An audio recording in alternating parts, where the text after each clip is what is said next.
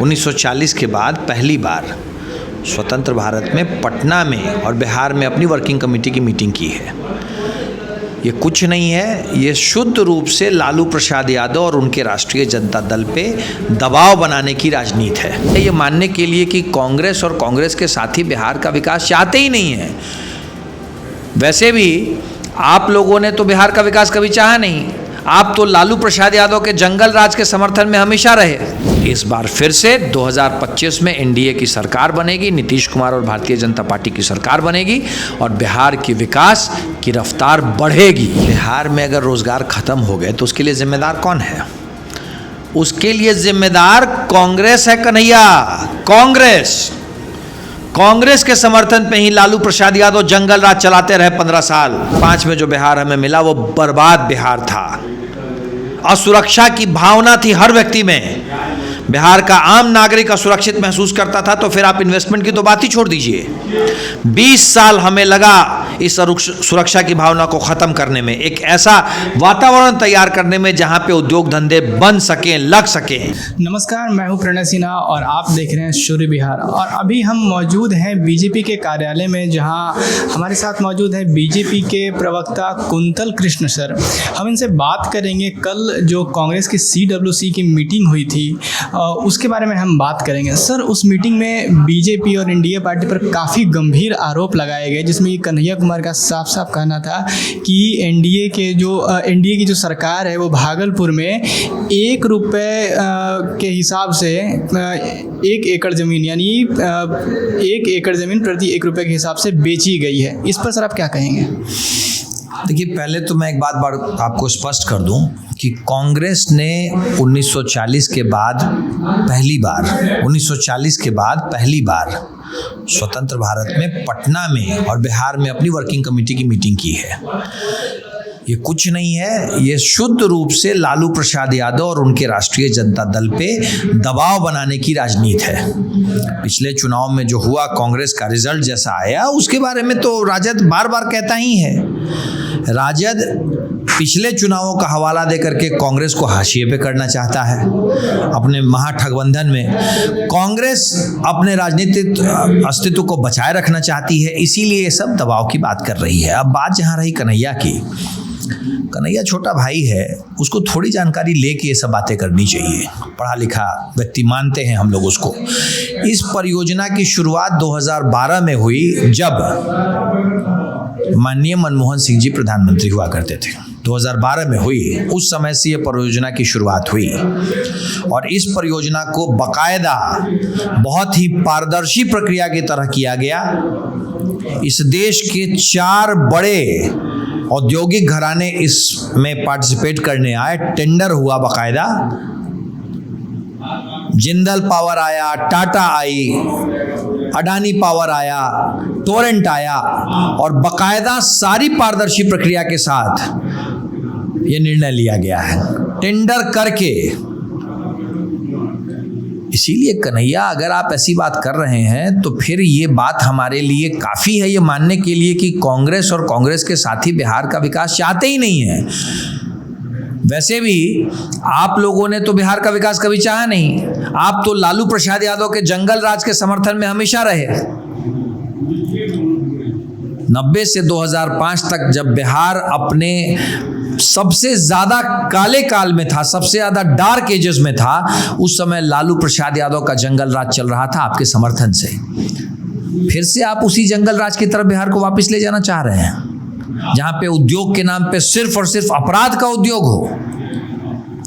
कन्हैया, बिहार अब फिर से उस जंगल राज के काले काल में जाने को तैयार नहीं है। बिहार अब उड़ान भरने को तैयार है।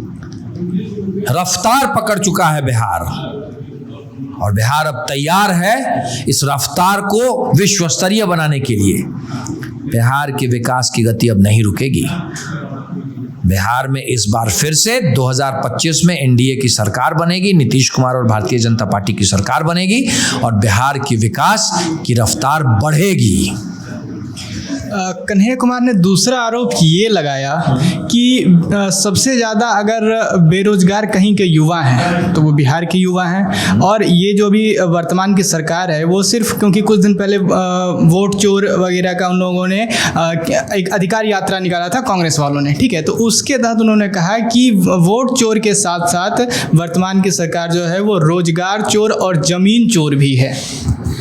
भाई बिहार में अगर रोजगार खत्म हो गए तो उसके लिए जिम्मेदार कौन है? उसके लिए जिम्मेदार कांग्रेस है कन्हैया।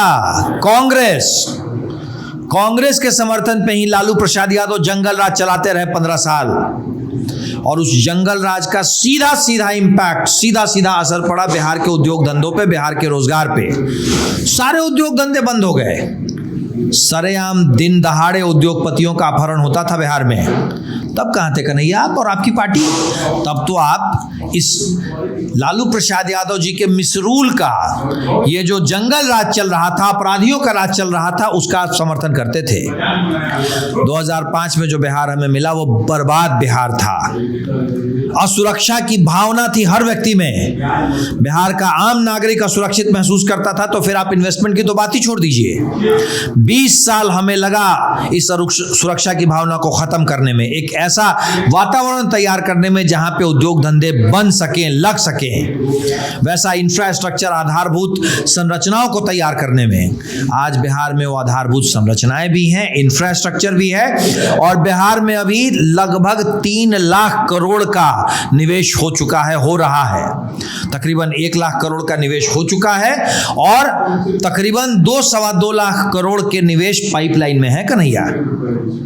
अगर बिहार को बर्बाद करने के लिए कोई जिम्मेदार है, बिहारियों के घर बार को छुड़वाने के लिए कोई जिम्मेदार है, तो लालू प्रसाद यादव, और उतने ही जिम्मेदार कांग्रेस।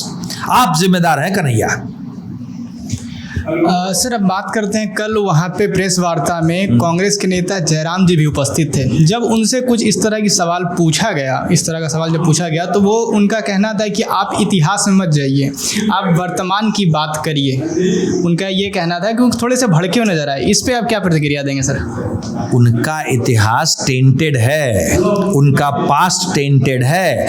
उनका इतिहास बिहार की बर्बादी का सीधा सीधा उदाहरण है। बिहार बर्बाद हुआ तो उसके लिए जिम्मेदार कांग्रेस थी। कांग्रेस के ही समर्थन पे लालू प्रसाद यादव और उनका परिवार बिहार को लूटते रहा, नोचते रहा, खसोटते रहा। कांग्रेस का समर्थन था। इतिहास की बात में तो घबरा जाएंगे ना, क्योंकि वो इतिहास बिहार का वो काला अध्याय कांग्रेस और राजद का सच्चा इतिहास है। कल एक आखिरी सवाल आपसे कि कल सचिन पायलट भी उस सभा में मौजूद थे और उन्होंने जीएसटी को लेकर एक बात कही, और उन्होंने ये कहा कि जीएसटी में 4 स्लैब लाने का कोई मतलब ही नहीं बनता था, और सरकार जो है अब मतलब हार कर या मजबूरी में आकर जो है उसको 2 स्लैब जो है घटा दी है। चलिए, जीएसटी के घटने के बाद, न्यू जनरेशन जीएसटी के आने के बाद, जो मिठाइयों का जो स्वाद है, मिठाइयों का मीठापन है, वो बढ़ा हुआ मीठापन तो सचिन पायलट भी एंजॉय कर ही रहे होंगे ना। दूध पे घटी हुई जीएसटी की चाय पीजिए और हिंदुस्तान जिंदाबाद, आम इंसान के चेहरे की खुशी, ये नारे लगाइए सचिन जी। तो सुना आपने कि बीजेपी के प्रवक्ता ने क्या कहा। तो अभी आप देख रहे थे सूर्य बिहार। बहुत बहुत धन्यवाद।